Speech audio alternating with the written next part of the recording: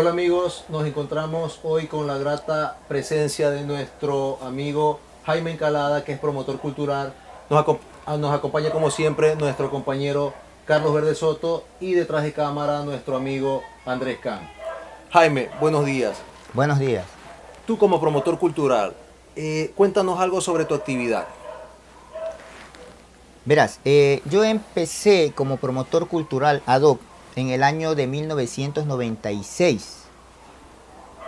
Digo que empecé como ad hoc porque en ese año se abrió una convocatoria que se hizo pública en los diarios locales de la Universidad Laica de Guayaquil para la carrera de promotores culturales. Duraba 2 años. Y estuvimos varias personas interesados e interesadas en participar de esta carrera.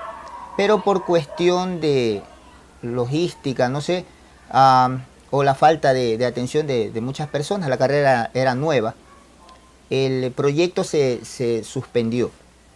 Pero nos dejó inquietud en varias personas que sí nos convocamos a esta universidad para hacer la solicitud de ingreso, de ejercitar la tarea, y la ejercitamos de manera ad hoc, ¿no? Sin más atributos que nuestras ganas y nuestro atrevimiento para realizar actividades culturales. O sea, en este caso lo haces inicialmente dentro de la autogestión. Exactamente, sí. Autogestión. Cuando hablamos de ser promotor cultural, eh, ¿está vinculada a la vocación? ¿Está vinculado a lo que es la acción del trabajo? ¿Es esto un negocio o cómo se entabla? ¿Cuál es la dinámica dentro de estos elementos para, obviamente, que el promotor cultural pueda tener un alcance o un éxito dentro de nuestro ámbito de sociedad? La credibilidad es vital en lo que tú haces en todo campo. En el campo de las artes, en el área de las artes, esa credibilidad se limita a veces a pocas personas o se dirige a instituciones. Hay instituciones que son creíbles, hay instituciones que no. Pero en general todas las instituciones deberían estar dirigidas para beneficiar a los artistas y a las comunidades. Mira que yo soy promotor cultural más que promotor artístico. ¿Por qué? Por una necesidad digamos que de un gremio. Yo alguna vez fui artista, me desempeñé bastante tiempo como pintor, inicié a los 14 años como actor a nivel de colegio, y he incursionado en la literatura, en la poesía, y también hago escultura.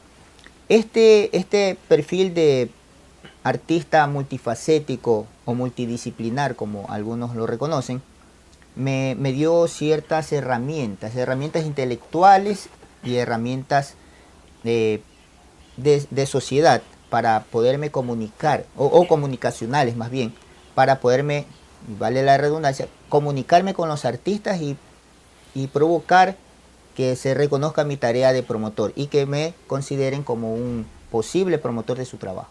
Entonces, más o menos como que tú viste lo que dices, una necesidad dentro de lo que tú te desarrollabas anteriormente.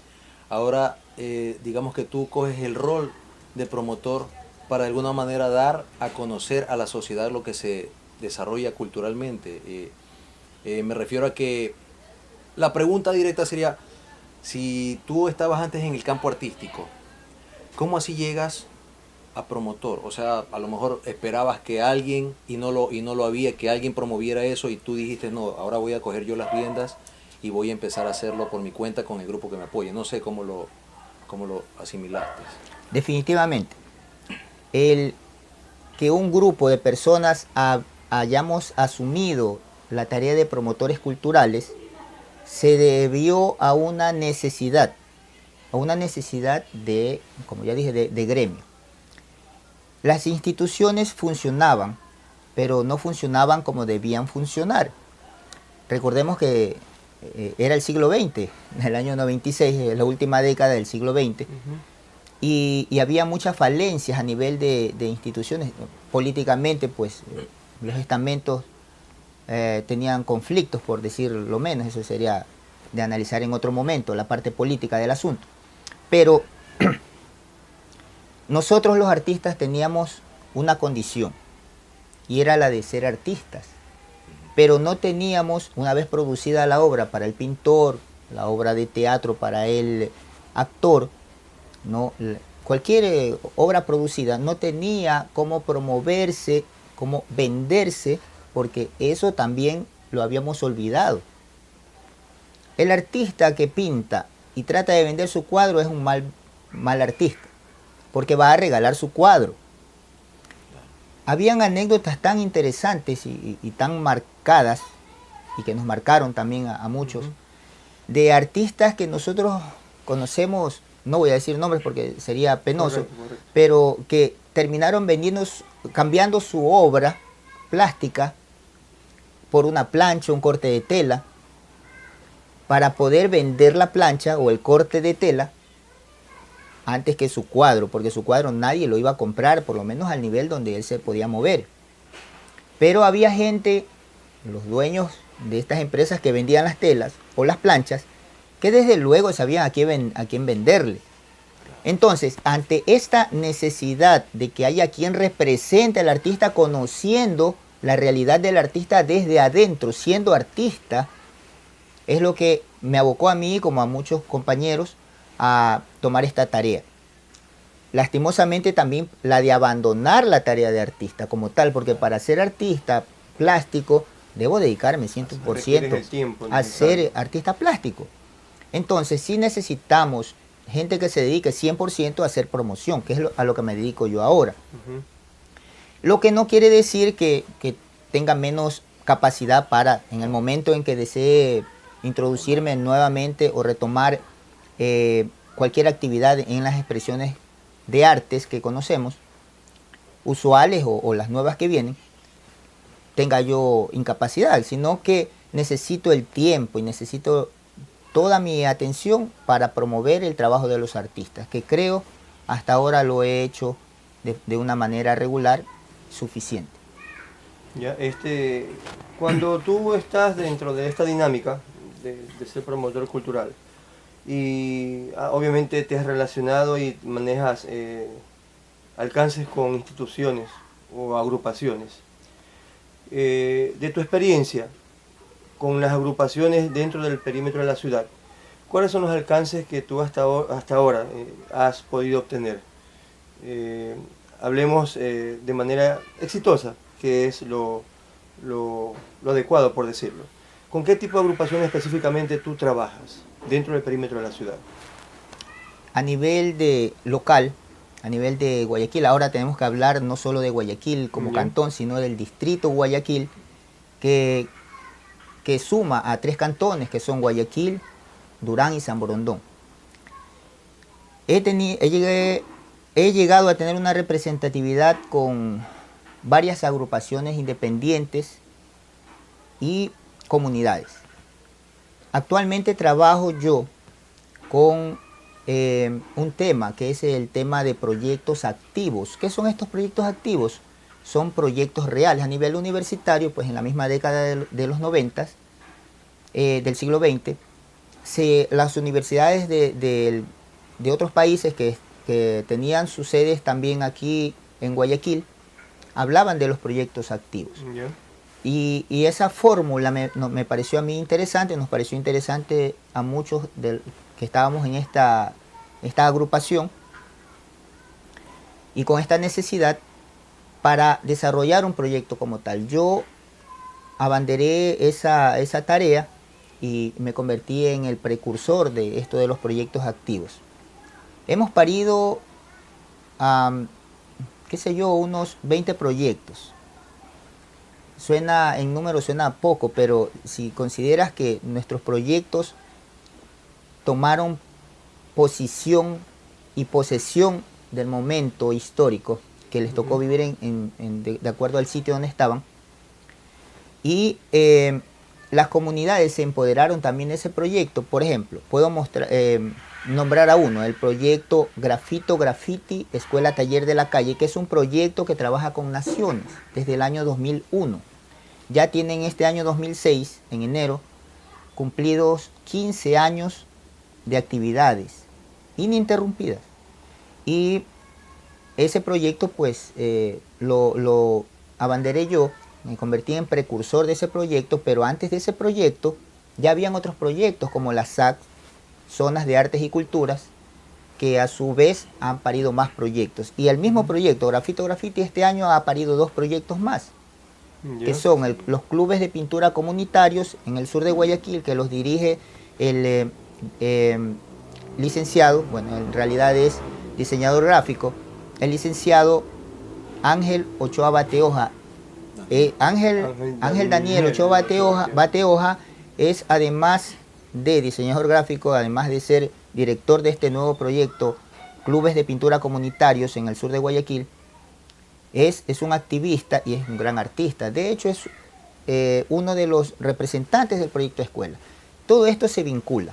Tú me decías, me consultabas sobre el éxito de estos proyectos o de la carrera que asumí como promotor cultural. Claro, y lo retomo, ¿en qué aspecto, no? Porque a veces el asunto no es tan mediático. De repente hay acciones que se desconocen en el perímetro de la ciudad, entonces como que de pronto no está funcionando o como que no existe un trabajo medianamente socialmente hablando. Entonces cabe recalcar que hay espacios donde ciertas actividades tienen éxito. El problema es que no son mediatizados o no son reconocidos ante obviamente un volumen de personas o de ciudadanía. Entonces, por eso iba la pregunta, porque dentro de la parte de la gestión, en este caso con las agrupaciones que inclusive no todo el mundo reconoce las agrupaciones dentro del perímetro ciudad, no sabemos que hay un sinnúmero de alcances que son muy positivos y que lógicamente, si hablamos de aspectos de niños o jóvenes en la actualidad que fluctúan en cierto margen de riesgo, incluyendo el aspecto de las drogas y todo esto, vemos que sí hay personas que están muy interesadas, no solamente en que si el chico se maneje de manera adecuada y que no caiga en un vicio o en alguna situación así, sino que simplemente sea un alcance productivo. Entonces, por ahí va un poco haciendo el énfasis. Entonces, el éxito sobre el tipo de trabajo que tú estás haciendo. Claro. Correcto. Hacemos un corte, amigos, y regresamos.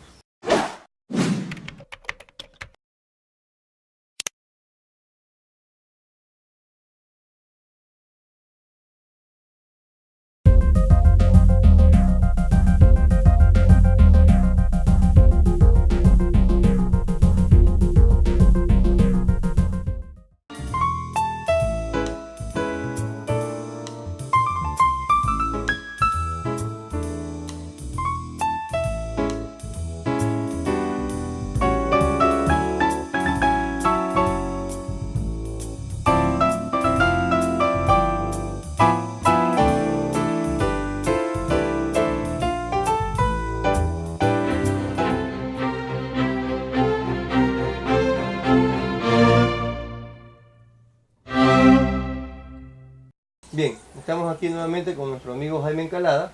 Él es promotor cultural y habíamos hecho una pregunta inicial en la primera parte, ¿no? Entonces hablábamos sobre el éxito de las acciones y las gestiones que en este caso tú estás realizando de manera individual y de manera grupal con algunas asociaciones, ¿no? Entonces, como recalcábamos, el asunto es que a veces no es visible, entonces, pero sin embargo se realizan un sinnúmero de actividades. Entonces, ¿cómo tú en esta parte nos puedes manifestar el éxito de este tipo de gestión? 15 años de actividades desde el año 2011, enero, el primer domingo del año 2011, perdón, del 2001, hasta este año 2016, en que cumplimos nuestras bodas de porcelana institucionales como proyecto activo sin vida jurídica. Cosa que puede parecer a alguien como algo contraproducente, pero para nosotros ha sido el éxito, porque ¿cómo convocamos a las naciones, ¿no?, que la gente reconoce como pandillas o grupos en situación de riesgo? ¿Cómo las convocamos si nos identifican o con el gobierno o con un gobierno local o con alguna institución que los estigmatiza. No podemos, es para nosotros clave mantenernos como nación misma. Nosotros no trabajamos desde afuera, sino desde adentro. El permanecer como institución ya, porque somos una institución, hablando de este solo proyecto, porque tenemos más proyectos, por 15 años, dice bastante. Llegamos a tener convenios firmados con el Ministerio de Bienestar Social en el mismo año en que nació el proyecto, en el año 2001, sin tener vida jurídica. El Ministerio de Bienestar Social en el Ecuador, pues es el actual Ministerio de Inclusión Económica y Social, o MIES, con quienes aún mantenemos relaciones muy agradables. El éxito, recuerdo aquello de Edison cuando estaba descubriendo el foco o inventando el foco. Y le preguntaron, pero ¿por qué se demoró tanto tiempo? Dice, usted tuvo 2000 fracasos, ¿no? Dijo él, respondió a quienes lo entrevistaban, yo no tuve nunca un fracaso, fueron 2000 pasos para llegar al éxito. De esta misma manera, proyectos como el proyecto Grafito Graffiti, Escuela Taller de la Calle, se han mantenido por persistencia y por positivismo. Las instituciones no nos marginan, las instituciones públicas, privadas, nunca nos han marginado, nunca podrán marginar al artista. Las instituciones públicas están para prestar un servicio, son los ciudadanos, los artistas, los que se mantienen al margen. Cuando no se preparan lo suficiente para pedir por ley, por derecho, a las instituciones que respondan a sus necesidades. Ahí hay una falta de pertinencia por parte de la sociedad también. Falta de desconocimiento. Desde luego, es que sociedad somos todos. Correcto. Y si la sociedad no se entera de lo que estamos haciendo, correcto, nosotros como gremios, como grupos, entonces no van a responder tampoco positivamente. Claro. De hecho, el estigma nos marca, nos relega. Claro. El tema del graffiti no lo trabajamos nosotros como tema pandilla. No nos interesa. Nosotros no trabajamos con delincuentes ni con personas en situación de riesgo. Que ese no es el enfoque tampoco. Exacto. Nosotros trabajamos con artistas. Ahora, alguien me dirá, entonces, ¿por qué mencionas a las naciones? Nosotros mencionamos a los artistas porque no nos interesa tratar con delincuentes. Ese es un tema del gobierno, del Ministerio del Interior. Nosotros tenemos personas que tienen una actividad de vida. En ellos se pudieron equivocar. Correcto. ¿Ya? Nosotros no revisamos eso. No quiere decir que alguien de nuestra agrupación no haya tenido un resbalón por allí o algo, ¿no? Algún margen de error. Sí, no nos interesa eso, nos interesa es lo que desde ahora podemos hacer y el tiempo que han trabajado con nosotros, claro, 15 años, en donde han demostrado positivismo. Claro. Y han trabajado por sí. O sea, no es que nadie les va a venir a salvar la vida a un grupo de personas o a un ciudadano, porque nadie se dedica a ser bombero, pues, ¿no? Pero sí hay herramientas, hay posibilidades que se dan en la vida. Una de esas posibilidades y una herramienta que utilizamos nosotros, bueno, varias herramientas son las herramientas artes. Son herramientas intelectuales, lúdicas, humanas, humanísticas. Espirituales también. Desde luego, espirituales, más allá del análisis dogmático de religiones, es una cuestión humana, un ser humano como tal. Esta tarea que llevamos por 15 años se mantiene y se seguirá manteniendo. Mira tú, hace 5 años atrás, en el año 2011, por eso me equivoqué con lo del 2001 y 2011, tuvimos digamos nosotros que tuvimos un contacto con el Ministerio de Cultura de ese entonces, que es el mismo actualmente, porque el gobierno no ha cambiado, que aceptó un reto, que fue el de reconocer a los grupos sociales que trabajan con el tema del graffiti como artistas plásticos. Hicimos una actividad mientras una institución local ¿no? Un GAT que les llaman, un gobierno local, ponía precios sobre las cabezas de las personas de graffiti. El Ministerio de Cultura decidió darles un diploma. Gastaron un papel, perdón, y se ahorraron ingentes cantidades de dinero y se ahorraron muchas balas y las naciones ahora están en paz.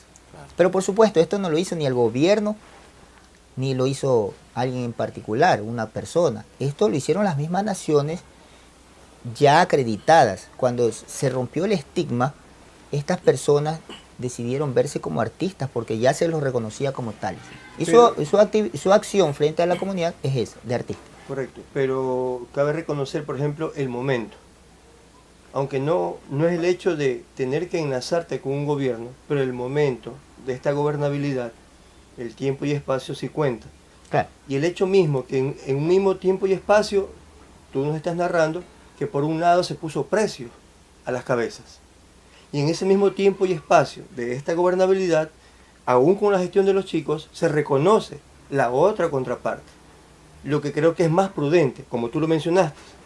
Entonces se está valorando el hecho de, justamente, el trabajo de cada individuo en sociedad. Claro. ¿Ya? O sea, lo dejo en claro así porque sí es válido. Pienso que es un alcance. Obviamente, va a ser causa y efecto. Este efecto viene a ser la causa de todo el tiempo que ustedes han venido también trabajando. Es consecuencia. Correcto. Desde luego. Es consecuencia. Dentro de los 10 años de actividades, porque en el diploma incluimos 10 años de actividades con estos grupos, sucedió un fenómeno muy interesante. Actualmente tenemos buenas relaciones con ese gobierno local que puso el precio sobre las cabezas. Y que tiene que llegar en algún momento. Desde luego. Tiene que llegar en algún Pero momento. eso fue, insisto, eso fue una actitud y una posición muy personal, si se quiere, o muy de grupo, pero con una posición. Claro. Porque si nosotros buscábamos a la prensa o a las instituciones para guerrear, Claro. cuando en realidad lo que queríamos era salir de las guerras, Y que no hubiera sido lo prudente tampoco, ni lo estratégico. ni lo inteligente. En vez de hacer eso, nosotros decidimos capacitarnos ese año. Perfecto. Y al final hubo un resultado. El resultado terminó en la fecha 17 de diciembre, sábado 17 de diciembre del año 2011. ¿No? Y esa fecha la declaramos el Día del Graffiti, que se convirtió en un nuevo proyecto activo, que ya en este año, en este diciembre, casualmente también cae en sábado, porque por este año fue bisiesto, pues entonces Claro. calzó con un sábado mismo. Cumplimos 5 años de actividades defendiendo y propendiendo el Día del Graffiti desde el Ecuador, y ya lo replican en otros países. Ya. Este evento ya cumple también, mira tú, en diciembre, sus bodas de madera institucionales. Un evento que resultó de una actitud positiva de un grupo Correcto. que estaba siendo estigmatizado, y en vez de responder de manera negativa, que hubiera sido mucho contraproducente y mucho peor para el mismo momento, respondió en positivo, pues, y ya tiene un evento más. Aparte de eso, al siguiente año, por esa prudencia tuvo un efecto. La misma institución que perseguía a los grafitieres terminó contratando a los grafitieres para hacer un mural. Pero, claro. con Pero es en base- presupuesto de esa institución, Claro. y nos dio apertura para seguir conversando. Hasta la actualidad conversamos con esas Claro, pero instituciones. es en base a esa gestión que se hace como Claro. promotor, ¿no? Y como que sacar lo mejor de lo que ellos tenían en ese momento de los grupos, que tú le dices, no son... Naciones. Son de las naciones, por son decir, las naciones. naciones. O sea, sacar lo mejor de las naciones para que la misma autoridad que en su momento lo tenía de una forma de verlos, ver lo bueno de ellos, ¿no? O sea, Claro. la promoción Claro. hizo eso. La gestión. La gestión promotor. como cultura. Dentro de toda esta dinámica, ¿qué tiene que ver Mabro Aspro? ¿Qué es? Ya, mira, yo te decía que en el año 96 empezó mi carrera como promotor cultural. Ujú. Yo empecé haciendo teatro y me conjunté con grupos de teatro. Y dentro de ese conformarse, cosa simpática, no se conforma aquí en Guayaquil, sino en Manabí. Eh, Participamos muchas personas, jóvenes en ese tiempo, y concursamos para ponerle nombre al grupo. Y uno de los nombres del concurso fue precisamente Mavro Aspro, que lo propuse yo. Significa en voz griega negro blanco. Ya de todos los nombres, pues ese pareció al grupo que debía estar. Y luego de ser grupo de teatro pasamos a hacer una gira, una semigira a nivel nacional, y nos encontramos con más artistas, pintores, cantantes y todo, y los sumamos. Terminó siendo Mavro Aspro una agrupación, no solo de personas, sino una agrupación de grupos, porque estos a su vez representaban a grupos. Mavro Aspro es una agrupación actualmente y es quien ha parido proyectos como Grafito Graffiti, Escuela Taller de la Calle, clubes de pintura comunitarios y otro proyecto que en Durán está por iniciarse, que ya se formalizó el asunto, se llama Anomine. Ahora, para ir ya concluyendo, porque el tiempo siempre nos traiciona un poquito, el asunto del artista invitado o el evento es como un enlace con artistas de afuera. Hace un rato mencionaste sobre un artista mexicano. Sí, teníamos una conversación en el receso de lo que vamos a hacer el 17 de diciembre. Tenemos un evento y están invitados todos los ciudadanos del país a este evento que se va a dar en Guayaquil, en la plaza del Centro Cívico, en la explanada del Centro Cívico en Guayaquil, llamada Eloy Alfaro. Se va a realizar una feria, la primer feria internacional de grafiti artístico. Están invitados personalidades de varios países, entre ellos México. Vienen 3 artistas de México. Perdón. Uno de ellos es Víctor Vélez, conocido como Chubasco. Es uno de los mejores ilustradores que conocemos y van a estar aquí. También va a estar Farid. A los que conocen de grafiti sabrán, Farid de México viene aquí a trabajar y en esa feria pues los tendremos. También viene Enrique Piloso de la costa oeste, ecuatoriano-estadounidense, de la costa oeste de Estados Unidos, de Misión Viejo, California. También viene Yolanda Benavides de la costa este, de Rhode Island, y nos viene a visitar también. Hay varios directores que hemos nombrado a nivel del mundo, pues que van a estar aquí esa fecha. Correcto. Bien, el tiempo se nos acabó. En tal caso, bueno, despedimos el programa agradeciéndole a nuestro amigo Jaime Encalada por haber estado aquí en el programa La Vista de la Hormiga. Ha sido un gusto, Jaime. Se te agradece un mundo. Muchas gracias. Nos despedimos de parte del compañero Les Campuzano y nuestro compañero Andrés Can, que está detrás de cámara. Él pues maneja la parte de la producción. Será hasta una próxima, amigos.